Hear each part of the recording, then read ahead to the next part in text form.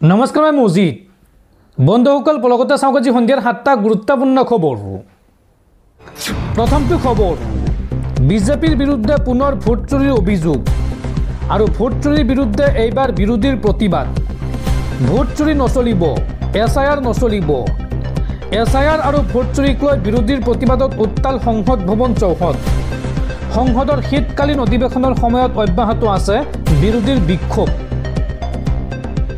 SIR আৰু vote চুৰিক লৈ আজিও প্ৰতিবাদত উত্তাল সংসদ ভৱন চৌহদ সংসদৰ শীতকালীন অধিৱেশনৰ সময়ত অব্যাহত আছে বিৰোধীৰ প্ৰতিবাদ দ্বিতীয় দিনা সংসদ ভৱন চৌহদত বিৰোধীৰ বিক্ষোভ কাৰ্যসূচী ষ্টপ এছআইআৰ ষ্টপ ভোট চুৰিৰ বিশাল বেনাৰ লৈ প্ৰতিবাদ বিৰোধীৰ ভোট চুৰি নচলিব এছআইআৰ নচলিব এই শ্লোগানেৰে বিৰোধীয়ে উত্তপ্ত কৰিলে পৰিৱেশ সংসদ ভৱনৰ মকৰদ্বাৰৰ সন্মুখত মোদী চৰকাৰৰ বিৰুদ্ধে বিৰোধীৰ ধৰ্ণা আৰু এই ধৰ্ণাত অংশ ল'লে সোনিয়া গান্ধী মল্লিকাৰ্জুন খাৰ্গে ৰাহুল গান্ধী আৰু প্ৰিয়ংকা গান্ধীয়ে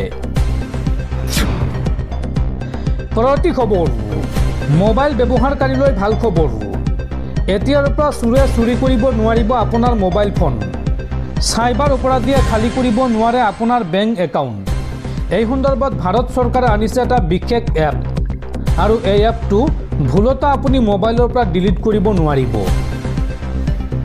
এতিয়াৰ পৰা চোৰে চুৰি কৰিব নোৱাৰিব আপোনাৰ মোবাইল ফোন প্ৰতিটো মোবাইলত থাকিব লাগিব সঞ্চাৰ সাথী এপ মোবাইল নিৰ্মাতা কোম্পানীলৈ এই জাননী কেন্দ্ৰীয় চৰকাৰৰ এতিয়াৰ পৰা মোবাইল নিৰ্মাণ কৰোঁতে ইনষ্টল হৈ থাকিব লাগিব সঞ্চাৰ সাথী এপ মোবাইল নিৰ্মাতা কোম্পানীক এই সন্দৰ্ভত 90 দিনৰ সময় বান্ধি দিলে চৰকাৰে ডিপাৰ্টমেণ্ট অফ টেলিকমিউনিকেশ্যনে জাৰি কৰিছে এই নিৰ্দেশনা আৰু পুৰণি মোবাইলৰ ক্ষেত্ৰত ছফ্টৱেৰ আপডেটৰ দ্বাৰা এই এপটো ইনষ্টল কৰাৰ নিৰ্দেশ দিছে কেন্দ্ৰীয় চৰকাৰে এই এপৰ বাবে চোৰে চুৰি কৰিব নোৱাৰে আপোনাৰ মোবাইল ফোন আৰু ভুলতো এই এপ ডিলিট কৰিব নোৱাৰিব মোবাইল ব্যৱহাৰকাৰীয়ে চাইবাৰ অপৰাধীয়ে খালী কৰিব নোৱাৰে আপোনাৰ বেংক একাউণ্ট এই এপটো আপোনাৰ মোবাইলত থাকিলে ভুৱা IMEI আৰু ভুৱা সিম কাৰ্ড বন্ধ কৰিবলৈ এই পদক্ষেপ হাতত লৈছে কেন্দ্ৰীয় চৰকাৰে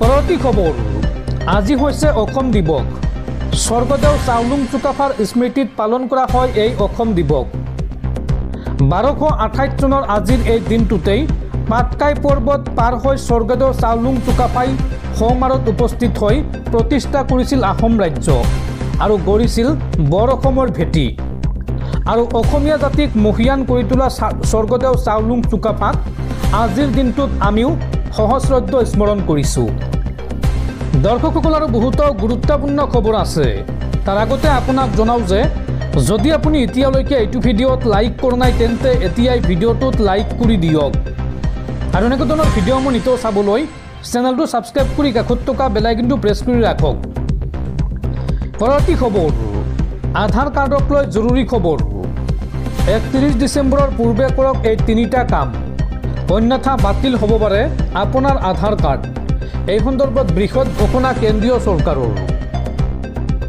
দেশৰ কোটি কোটি আধাৰ কাৰ্ডৰ গৰাকীলৈ ডাঙৰ খবৰ আধাৰ কাৰ্ডক লৈ দেশত প্ৰযোজ্য হ'ল নতুন নিয়ম তিনিটা জৰুৰী কাম নকৰিলে বাতিল হ'ব পাৰে আপোনাৰ আধাৰ কাৰ্ড 31 ডিচেম্বৰৰ ভিতৰত আধাৰৰ সৈতে লিংক কৰক আপোনাৰ পান কাৰ্ড আৰু আধাৰ কাৰ্ডত নাম ঠিকনা মোবাইল নম্বৰ ভুল হৈ থকা সকলৰ বাবে এই খবৰ অত্যন্ত গুৰুত্বপূৰ্ণ নাম ঠিকনা মোবাইল নম্বৰ শুদ্ধ কৰিবলৈ আপুনি ভৰিব লাগিব 75 টকা ফটোৰ লগতে আঙুলিৰ ছাপ দিবলৈ ভৰিব লাগিব 125 টকা আৰু আধাৰ কাৰ্ডৰ সৈতে পান কাৰ্ড লিংক কৰাৰ বাবেও তাৰিখ নিৰ্ধাৰণ কৰা হৈছে 31 ডিচেম্বৰৰ ভিতৰত আধাৰৰ সৈতে লিংক কৰক আপোনাৰ পান কাৰ্ড আৰু 2026ৰ 14 জুন তাৰিখলৈকে বিনামূলীয়াকৈ কৰিব পাৰিব নথি আপডেট তাৰ পিছত কিন্তু আপোনালোকে ভৰিব লাগিব জৰিমনা পৰৱৰ্তী খবৰ চৰকাৰী ঘৰক লৈ ডাঙৰ খবৰ কেঁচা ঘৰ বুলি গোহালি ঘৰৰ ফটো দিয়া পঞ্চায়ত সভাপতি আৰু জীৱিকা সখীক সকিয়নি মন্ত্ৰী ৰঞ্জিত কুমাৰ দাসৰ দুৰ্নীতি কৰা পঞ্চায়ত সভাপতি আৰু জীৱিকা সখী যাব লাগিব জেললৈ PMAY ঘৰৰ নামত দুৰ্নীতি কৰা লোকসকলক শেষ সকিয়নি পঞ্চায়ত আৰু গ্ৰামোন্নয়ন বিভাগৰ মন্ত্ৰী ৰঞ্জিত কুমাৰ দাসৰ।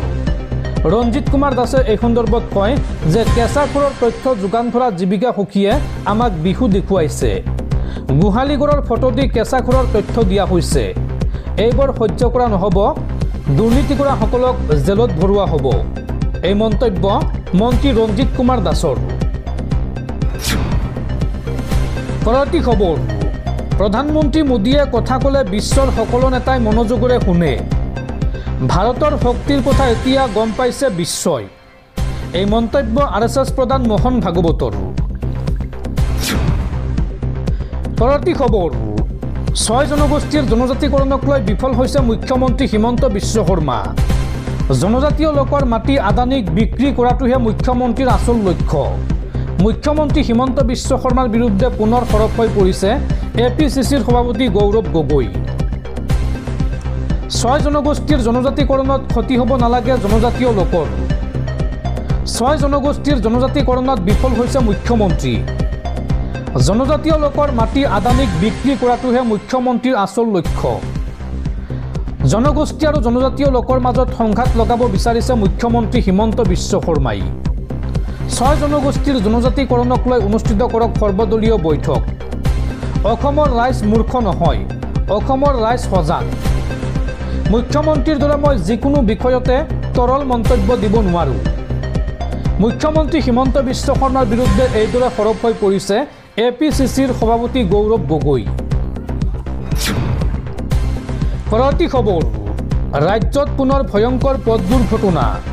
এইবাৰ গহপুৰৰ ৰাঙলিয়ালত সংঘটিত হৈছে ভয়ংকৰ পথ দুৰ্ঘটনা। আৰু এই ভয়ংকৰ পথ দুৰ্ঘটনাত থিতাতে মৃত্যু হৈছে অসম আৰক্ষীৰ এইগৰাকী জোৱানৰ। ঘটনাস্থলীতে প্ৰাণ গ'ল অসম আৰক্ষীৰ জোৱান মনোজ গোহাঁইৰ।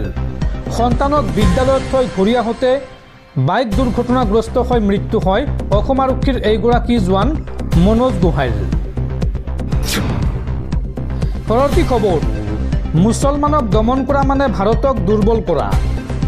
দেশৰ উন্নতিৰ বাবে 19 কোটি মুছলমানক একেলগে লগত লৈ আগুৱাই নিব লাগিব।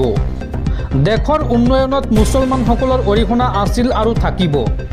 মুছলমানক লৈ এই মন্তব্য AIMIMৰ নেতা তথা সাংসদ আছাদুদ্দিন ওৱেইছিৰ।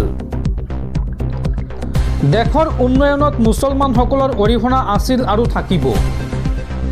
মুছলমানক দমন কৰা মানে ভাৰতক দুৰ্বল কৰা। দেশৰ উন্নতিৰ বাবে 19 কোটি মুছলমানক একেলগে আগুৱাই নিব লাগিব। মুছলমানৰ দেশৰ প্ৰতি প্ৰেম আছে আৰু থাকিব। ভাৰতবৰ্ষৰ শত্ৰু মানে প্ৰতিজন মুছলমানৰো শত্ৰু। মছজিদৰ বিৰুদ্ধে আদালতে সিদ্ধান্ত দিয়াৰ পাছতো মুছলমানে মানি লৈছে। ভাৰতত প্ৰতিজন মুছলমানে ভাৰতীয় হিচাপে জীয়াই থাকিব। মুছলমানক দ্বিতীয় শ্ৰেণীৰ নাগৰিকলৈ পৰিণত কৰাৰ প্ৰয়াস কেতিয়াও সফল নহ'ব। মুছলমানক লৈ এই মন্তব্য আছাদুদ্দিন ওৱেইছিৰ। পৰৱৰ্তী খবৰ, ৰাজ্যত পুনৰ অসম আৰক্ষীৰ এনকাউণ্টাৰ। এইবাৰ ডিমা হাছাও কাছাৰ সীমান্তত আৰক্ষীৰ এনকাউণ্টাৰ। আৰক্ষীৰ গুলীত নিহত হৈছে নিষিদ্ধ ঘোষিত উগ্ৰপন্থী সংগঠনৰ কেডাৰ। আৰু এই পৰ্যন্ত জানিব পৰা হোৱা নাই নিহত কেডাৰজনৰ পৰিচয়। জিনাম ভেলীত সংঘটিত হৈছে এই ঘটনা। HPC-D উগ্ৰপন্থীয়ে ৰাজপথত বাহন ৰখাই চেষ্টা কৰিছিল লুটপাটৰ। আৰু বাহনৰ চালকলৈ গুলীচালনা কৰিছিল উগ্ৰপন্থীৰ সদস্যই। আৰু তাৰ পিছত আৰক্ষীৰ উপস্থিতিৰ পাছত উভয় পক্ষৰ মাজত ভয়ংকৰ সংঘৰ্ষ হয়। আৰু এই সংঘৰ্ষত আৰক্ষীৰ গুলীত নিহত হয় উগ্ৰপন্থী সংগঠনটোৰ কেডাৰজন। পৰৱৰ্তী খবৰ, বনভোজক লৈ ৰাজ্যত আহি গ'ল নতুন SOP। ডিচেম্বৰ মাহ আৰম্ভ হোৱাৰ লগে লগে আৰম্ভ হৈ গ'ল বনভোজৰ বতৰ। আৰু এইবাৰ বনভোজলৈ যোৱাৰ পূৰ্বে আপুনি মানিব লাগিব 7টাকৈ নিয়ম। কি কি নিয়ম মানিব লাগিব চাওঁ আহক। বনভোজলৈ অহা বাহনৰ ফিটনেছ পৰীক্ষণ কৰিব লাগিব। এইটো হৈছে প্ৰথমটো নিয়ম। আৰু দ্বিতীয়টো নিয়ম হৈছে সম্পূৰ্ণৰূপে সুস্থ হ'ব লাগিব বনভোজৰ গাড়ীৰ চালক। নিচাজাতীয় সামগ্ৰী সেৱন কৰিব নোৱাৰিব চালকে পাব লাগিব পৰ্যাপ্ত পৰিমাণৰ জিৰণি। বাহনত অতিমাত্ৰা হাইউৰুমি কৰিব নোৱাৰিব বনভোজৰ দলে। সিট বেল্ট পৰিধান কৰাটো নিশ্চিত কৰিব লাগিব বনভোজকাৰী দলে। দূৰণিবতীয়া যাত্ৰাৰ পৰিকল্পনা নকৰিবলৈ আহ্বান জনোৱা হৈছে। অৰ্থাৎ বেছি দূৰলৈ আপোনালোকে বনভোজ খাবলৈ যাব নোৱাৰিব। সূৰ্যোদয়ৰ পাছত আৰম্ভ কৰিব লাগিব বনভোজৰ যাত্ৰা আৰু সূৰ্যাস্তৰ আগত সামৰিব লাগিব বনভোজ। শিৱসাগৰ জিলা প্ৰশাসনে জাৰি কৰিছে এই 7টাকৈ গুৰুত্বপূৰ্ণ নিৰ্দেশনা।